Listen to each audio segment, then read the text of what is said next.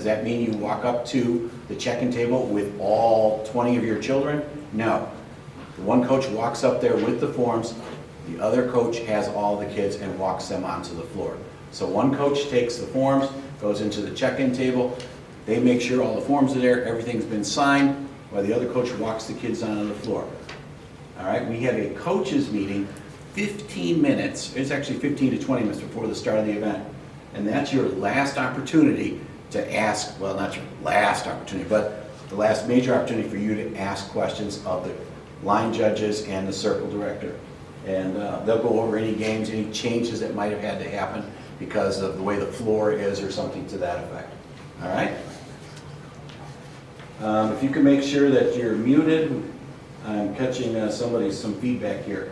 All right, so teams are on their line 15 minutes beforehand. One of the things we do is we do the Sparky Yell and we recite John 3:16. So make sure your Sparkies know those. And just to give you a note, a Sparky Yell is not a Sparky whisper, it is a Sparky Yell.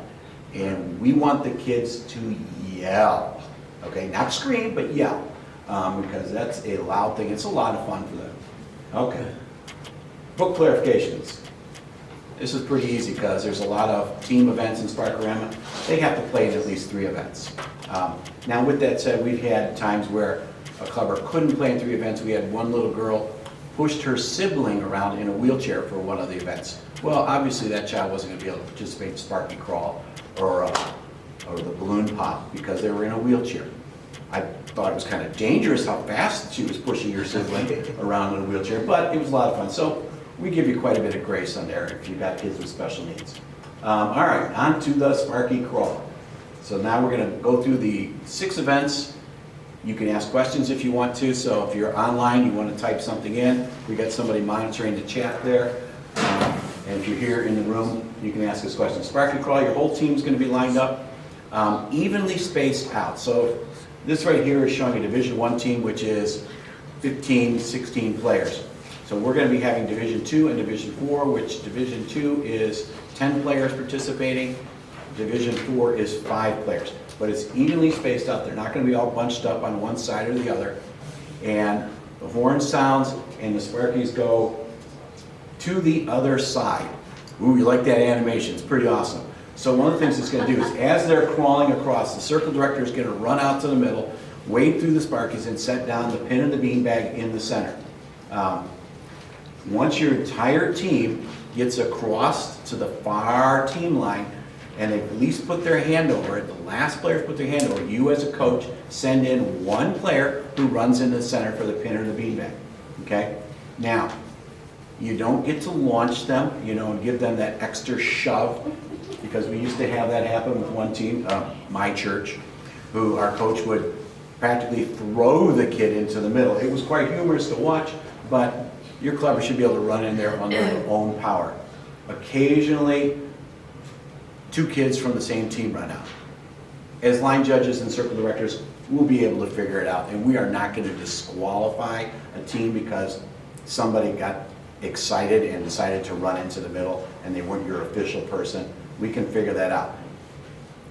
If 5 of your kids run out there for the center, well, then it's a different story. All right, does that make sense? All right, so you come all the way across and then... Put a band on the kids. So we have for TNT and Trek Journey, certain events, put a band on who was supposed to go in for the pin.